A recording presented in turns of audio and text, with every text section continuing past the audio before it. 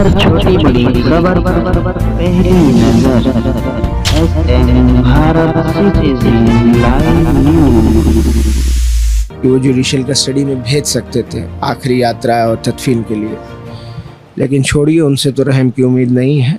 हमने लेटर भी दिलवाया था अधिवक्ता, लेकिन नहीं, कोई रिप्लाई नहीं। अभी निरीक्षण पे गए हैं और ये वो न्यायालय सुप्रीम कोर्ट बंद थी, मेन बात ये रही, वरना वो आज यहाँ होते। सुप्रीम कोर्ट बंद थी और हाई कोर्ट और निचली अदालत उन्हें नहीं दिया। सुप्रीम कोर्ट खुली होती तो अब्बास भैया निश्चित होते यहाँ, और उनके ना होने से मैं बहुत अकेला पड़ गया हूँ। मेरी माताजी भी अभी नहीं है यहाँ, मेरे बड़े भाई नहीं, हम दो ही भाई हैं, एक बड़े भैया और एक मैं। तो मैं अकेले हूँ और पापा इस दुनिया में अब नहीं है, उनका इंतकाल हो गया। हमारे यहाँ इस्लाम में इंतकाल कहते हैं। इंतकाल मतलब कि इस जगह से दूसरी जगह चले जाना। उसी पे किसी ने क्या खूब कहा है कि मर के भी नहीं मरते, हम जगह बदलते हैं, यानी इस दुनिया से दूसरी दुनिया में, आखिरत की दुनिया में। मर के भी नहीं मरते, हम जगह बदलते हैं, ख्वाब देखते रहना तुम हमें मिटाने का।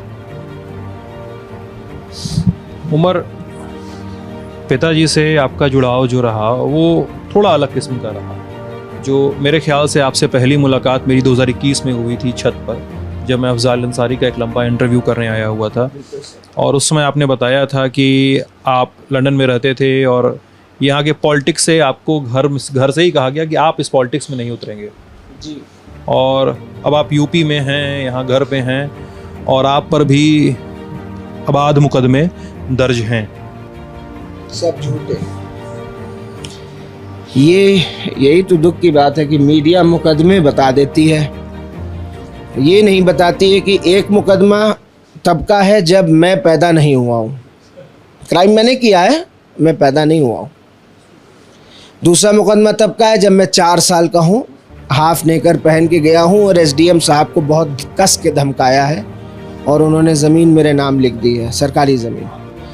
तीसरा मुकदमा मेरे ऊपर ये है कि मेरे बड़े भाई अब्बास अंसारी ने एक भाषण दिया है जिसमें उन्होंने कहा है कि 6 महीने ट्रांसफ़र पोस्टिंग रोक के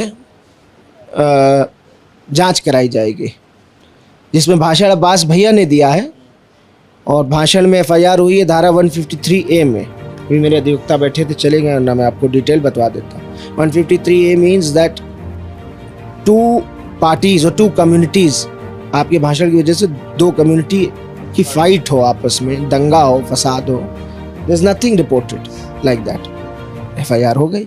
तो तीसरा मुकदमा ये है कि भाषण भाई ने दिया है, आप ताली बजा रहे थे मंच पे, आप, मेरा अपराध है कि मैं ताली बजा रहा था मंच पे, चार्जशीट में कि आप प्रोत्साहन दे रहे थे उनको क्राइम करने में।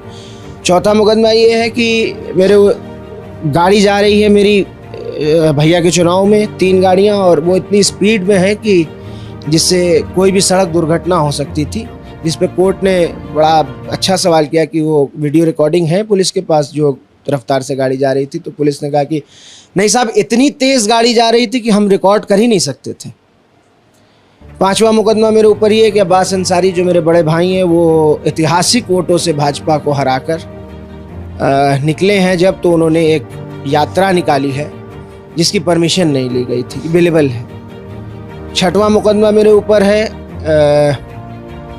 3 गाड़ियों की परमिशन चुनाव में हमने नहीं ली है, बल्कि जिस डेट को एफआईआर हुई है उसके 2 दिन बाद से अनुमति गाड़ियों की मिलने की जो परमिशन होती है, गाड़ियों पे जो पास लगता है, उसकी परमिशन मिलना एफआईआर के 2 दिन बाद शुरू हुई है। वो केस हाई कोर्ट ने क्वैश कर दिया। ये है 6 मुकदमे और मैं अपराधी हूँ क्योंकि मेरे फादर को बदनाम कर दिया गया। वो तो अपराधी हैं, वो तो माफिया हैं, वो तो गुंडे हैं। तो बेटा भी गुंडा है, बेटा भी अपराधी है, बेटा भी माफिया है।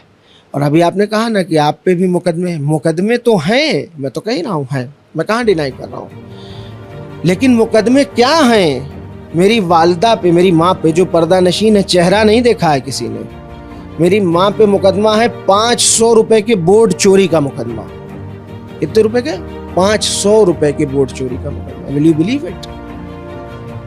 तो ठीक है, आपकी सरकार है, आप हाकिम हैं, आप अपने आप को नया नया लक़ब देते हैं। मुझे सुना है कि बहुत से लक़बों से आपको नवाजा जाता है, लेकिन इस तरह की कार्रवाई आप करते हो तो आप सोचते हो कि जनता नहीं समझ रही। ऐसा नहीं है, जनता बखूबी समझ रही है।